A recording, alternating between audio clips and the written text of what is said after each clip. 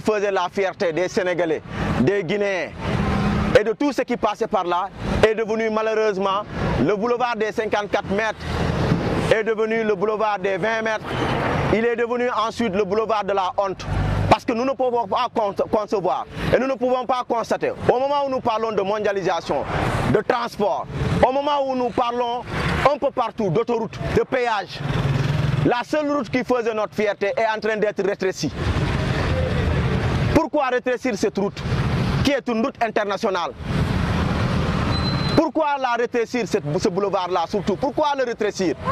Au moment où nous vous parlons, nous pensons que c'est des hommes mal intentionnés qui sont en train de dérouler ce travail-là.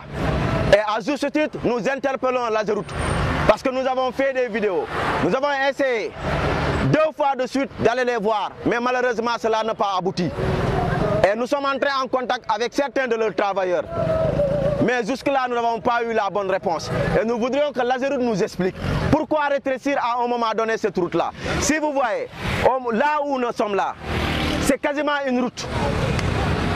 C'est quasiment une route. Ce qu'ils ont rétréci là, c'est quasiment une route. Et à chaque presque 20 mètres, c'est rétréci. Et c'est combien de kilomètres? Si on doit calculer, si on doit additionner. Mais je pense que ce n'est pas sérieux. Et il y a certaines personnes qui nous disent que c'est pour permettre des passages pour les piétons. Mais écoutez, c'est une route internationale. Nous exigeons à ce qu'il y ait des passerelles. Nous exigeons à ce qu'il y ait des autoponts. Est-ce que nous ne mériterons pas des autoponts? Nous ne méritons pas des passerelles. Nous avons vu ailleurs, il y a des passerelles, il y a des autoponts. Et pourquoi pas ici? C'est une route internationale. Et nous savons tous que cette route-là est accidentogène. Et aujourd'hui, vouloir la rétrécir encore, c'est vouloir peut-être nous amener vers la morgue directement. Est-ce que vous êtes en train de construire une route ou un mouroir? Nous demandons ça à l'État du Sénégal et surtout à l'Ageroute. Et nous pensons qu'à un moment donné, l'Ageroute même ne nous respecte pas. Parce que vous avez vu l'autre fois, les populations de Kantène étaient sorties pour barrer la route. Pourquoi? Parce que dans le cadre de la responsabilité sociétale, dans le cadre de la construction des routes, la poussière là, qui à la limite rentre dans toutes les maisons, normalement vous devriez arroser avant de le faire. Mais à juste titre encore, nous savons que nous sommes dans une région pluvieuse. Et vous avez vu les canaux à ciel ouvert qu'ils sont en train de nous faire. C'est pour vous dire en réalité que l'Ageroute ou ceux qui sont en train de faire ce travail-là ne respectent pas les Casamassés, ne respectent pas les Sénégalais, ne respectent pas les Bissau-Guinéens. Et vous devriez nous respecter. Parce qu'on ne peut pas vous mettre dans un certain confort. Vous avez des 4x4 où même quand il y a des nids de poules, quand vous y passez, vous ne ressentez même pas. Ça veut dire qu'on vous a mis dans un certain confort. Et pourquoi pas vous, en tant que contrôleur? Nous-mêmes, on se pose la question, est-ce que sur cette route-là, il y a des contrôleurs? Est-ce qu'il y a des contrôleurs? S'il en existe bel et bien, pourquoi ils ne parlent pas? Comment pouvons-nous? On n'a pas besoin d'être experts pour constater de visu que cette route est en train d'être sabotée, alors que c'est une route internationale. Peut-être dire que c'est une route de la CEDEAO. Oui, effectivement, si cette route devient étroite, ça veut dire que cela démontre une fois de plus la petitesse de l'esprit ou des chefs d'État de la CEDEAO. Oui, parce que quand on est dans un pays comme le Sénégal, quand on est dans un continent comme l'Afrique, on doit travailler pour les générations futures. Macky Sall a toujours théorisé le travail pour les générations futures. Nous pensons qu'il est acte et il est temps pour le président de la République, son Excellence Diomaye, qui est d'ailleurs né après les indépendances, de pouvoir théoriser, de pouvoir concrétiser ces rêves de Macky Sall qui a été de toujours travailler pour les générations futures. Ce que nous sommes en train de constater sur cette route-là, c'est du sabotage, c'est un manque de respect, un manque de considération. Et l'autre chose, nous demandons au premier magistrat de la commune de Ziguinchor, à savoir le premier ministre Ousmane Sonko, et le ministre des infrastructures territoriales ou le ministre des infrastructures terrestres de faire une descente ici ou de demander à cette entreprise et à l'Ageroute une fois de plus de nous montrer la maquette de cette route-là. Parce que tous ceux qui passent par ici sont frustrés. Ils sont véritablement frustrés par l'étroitesse même de cette route-là. Nous ne pouvons pas comprendre cela.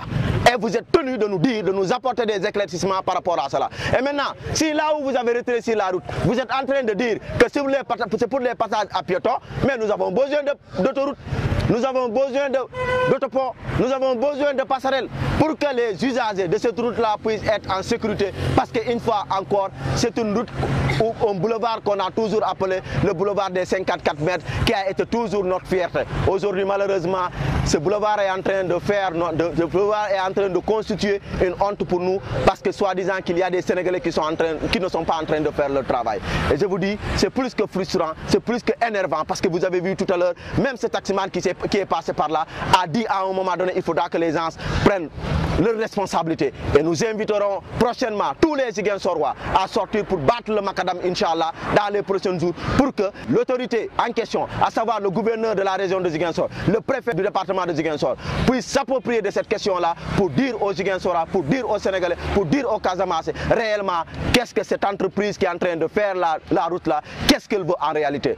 Elle veut construire un mouroir ou une route qui véritablement mettrait tout le monde à l'aise, parce que aussi bien les piétons, aussi bien les automobilistes, aussi bien les conducteurs de tous bords ont besoin véritablement d'être en sécurité, parce que nous savons tous que cette route là a été accidentogène, et vouloir la rétrécir encore, c'est vouloir nous conduire directement vers la mort. C'est l'occasion aussi d'interpeller la mairie de Ziguinchor, parce que c'est elle qui est en charge de ces stationnements là. On ne peut pas comprendre une route qui est en train d'être rétrécie, au même moment il y a des camions qui gardent sur cette route là. Je me demande, qu'est-ce que vous voulez? Vous voulez présenter des condoléances ou vous voulez prévenir? Quand on dit bien que gouverner c'est prévoir, il faut prévoir. Cette route a toujours été accidentogène. Vouloir la rétrécir encore, c'est poser des problèmes. Au moment où nous vous parlons, en Tanzanie il y a eu des inondations. Au Kenya il y a eu des inondations. Hier même en RDC il y a eu des inondations. À Dubaï vous avez vu, Dubaï tant parlé, Dubaï chantante, Dubaï a eu des inondations. Mais au même moment on nous fait des canaux à ciel ouvert, c'est comme si c'est des souris qui vont passer dedans. Mais c'est lamentable en réalité. Et nous disons que pour cette question-là, on n'est pas prêt à lâcher le morceau. On va suivre cette question-là jusqu'au bout. Parce qu'une fois de plus, il faut qu'on se respecte dans ce pays. Et si c'est la BAD qui a financé, ça veut dire que c'est une dette. Et cette dette-là, c'est au contribuable sénégalais de la payer, de la rembourser. Donc, une fois de plus, ce que le contribuable sénégalais veut, c'est ce que les entreprises doivent faire. Encore une fois de plus, je dis bien, on n'a pas besoin d'être expert pour comprendre que cette route est en train d'être sabotée.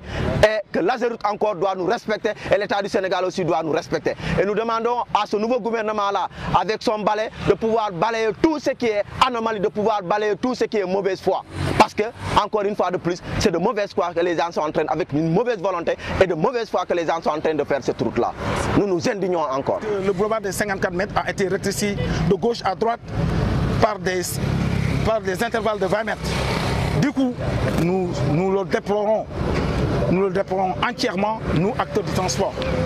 Aujourd'hui, nous lançons un grand cri de cœur à l'autorité identique, à l'occurrence du gouverneur de la région qui représente le président de la République au niveau de sa région. Et ce qui est là, c'est au niveau de la région de Ziguinchor que le boulevard de 54 mètres a eu à traverser.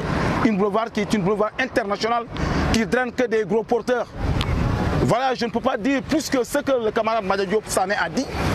Il faut nécessairement que l'Ageroute, que nous avons donné tous les moyens pour qu'il puisse nous faire un travail digne de son nom, qu'il fasse à ce contrôle. Mais nous regrettons fort ce rétrécissement de cette route du boulevard des 54 mètres parce que c'est exposer sa population. Il y a tous les risques du monde dans le cadre du transport qui demain créera des accidents.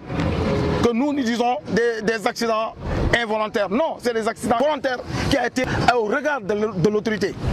Parce que si les routes ne sont pas élargies, c'est pas bon. On voit que ces routes-là, 2 camions même pour se passer, il y a des problèmes. Donc, nous disons à l'autorité vraiment que cette route des boulevards de 50 mètres qui est une route internationale, de le prendre dans les règles de standard routière. L'accident qui s'est produit à Koungheul, on dit que c'est un surcharge de passagers. Oui, un surcharge de passagers, mais à part entière. Cette voiture qui a quitté en point A pour aller en point B a dépassé les forces de sécurité, les forces de défense et de sécurité pour des contrôles. Oui, ces messieurs, s'ils avaient fait leur travail, je pense que c'est la même délestée.